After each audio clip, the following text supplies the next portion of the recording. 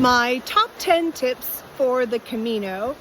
I am on the way to La Faba and saw this cute little bench by the side of the road, and I thought, let me go ahead and do this. And they all begin with an S.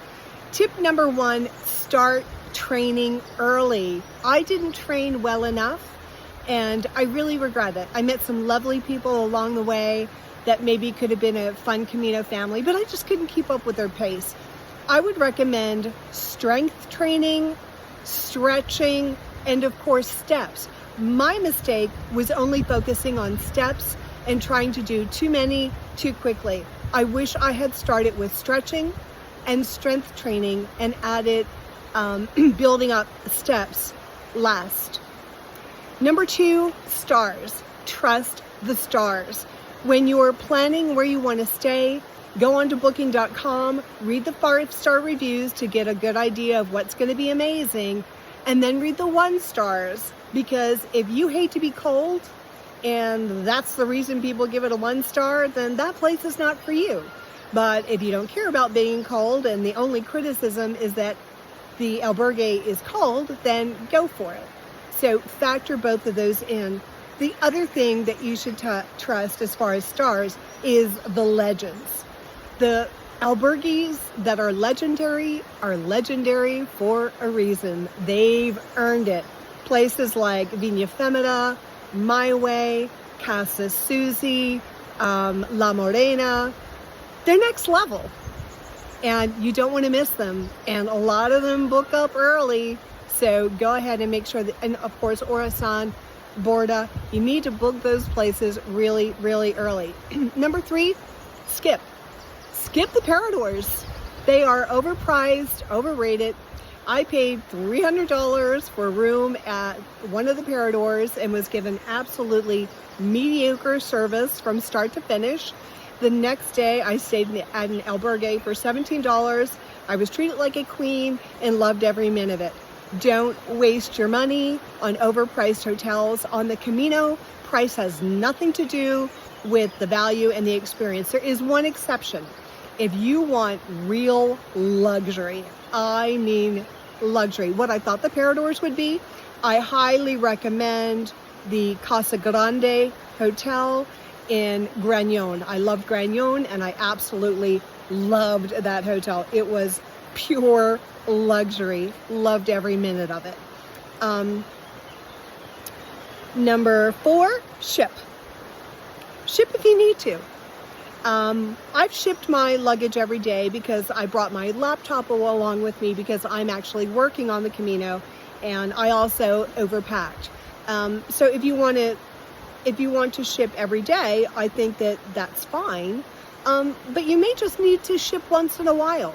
Maybe if there's a really steep uphill or a steep downhill, your legs are hurting, you're tired, don't be ashamed to skip. There's always those people out there that fancy themselves, these great caped heroes or, legends in their own mind who want to brag about, I walked every step and I carried my... Who cares?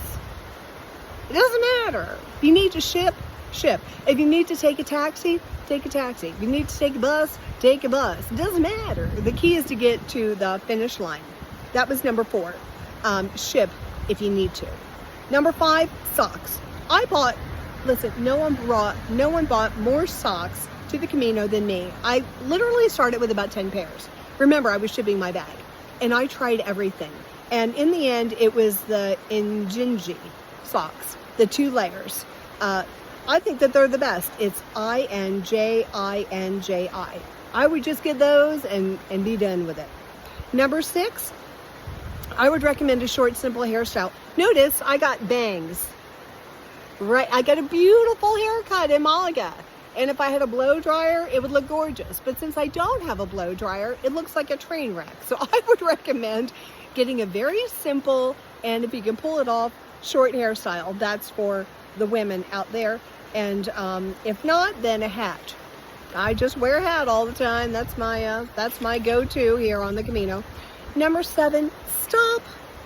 Just stop for the sellos, stop for the stamps, stop for the little artisans, stop for the people who set up a fruit stand, by the side of the road. I cannot wrap my brain around why anyone would go flying past a little old lady sitting by the side of the road offering you a stamp.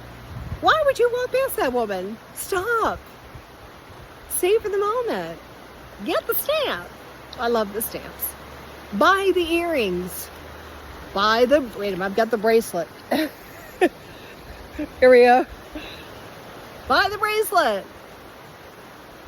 Buy the necklace. I don't care if you throw it out later. Support the people sitting by the side of the road. It's part of the fun, and it's, I just love it. Support the locals. It's important. This is how they make their living. Selling little jewelry to the Peregrinos. Number 8, secure your stuff using AirTags. I am so happy that I have my AirTags, and it just tells me, you know, your bag is on the way, your bag is where it needs to be, or I have one in my wallet. If I leave my wallet somewhere, my Apple Watch notifies me right away that I've left something behind. I really do love the AirTags. They're not expensive. So if you have an iPhone, definitely get AirTags. Make sure they have a fully charged battery, and if it's getting low, you can replace it very cheaply. Number 9, stays booked in advance. Don't believe the people who did the Camino before COVID and love to sit on Facebook saying, the Camino will provide, the Camino will provide. They're completely out of touch. 5 million people hiked the Camino last year, some portion of it, and they think it's quadrupled. There are millions of people.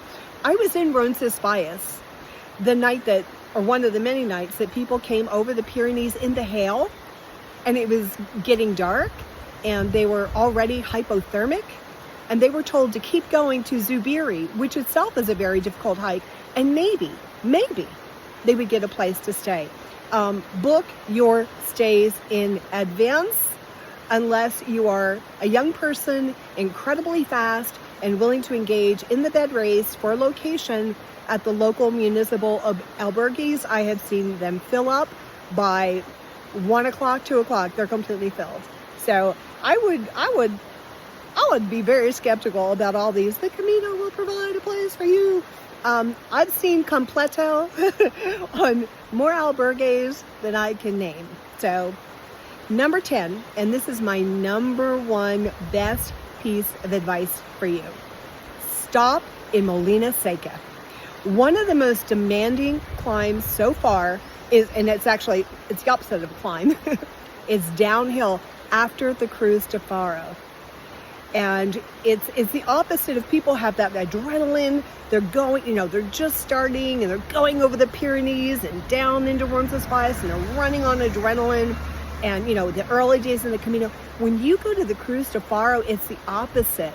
It's like and that downhill, I have had so many people tell me that steep decline, steep descent out of the Cruz de Faro was the most difficult. And my best piece of advice is to stop in Molina Seca. Do not go on to Ponferrada. The road from Molina Seca to Ponferrada is like soul-sucking. There's nothing there. And what is in Molina Seca is one of the best, very affordable little stays on the Camino. It is the Hostel San Nicolas. I hope I've got this right. And it's just absolutely darling. It's run by a Brazilian. He makes you this incredible Brazilian feijoada meal. It's one of the best breakfasts on the entire Camino. You get up, get out early the next day. You can get into Ponferrada for second breakfast, see the castle, and honestly, once you've seen the castle, you've kind of seen it, and go on your merry way. That is my best piece of advice for anyone hiking the Camino. When you get to the base of Molina, after the Cruz de Faro, at the descent, it's Molina Seca. Cross the river, soak your feet in the river if you want. Make the first left. At the base, there's a wonderful, friendly little restaurant there. Have yourself an Aquarius. Tell them you're on the way to Hostel San Nicolas. They walked me over there so that I didn't get lost. And those are my top 10 tips for the Camino, and things I wish someone had told me, and I hope you find them valuable.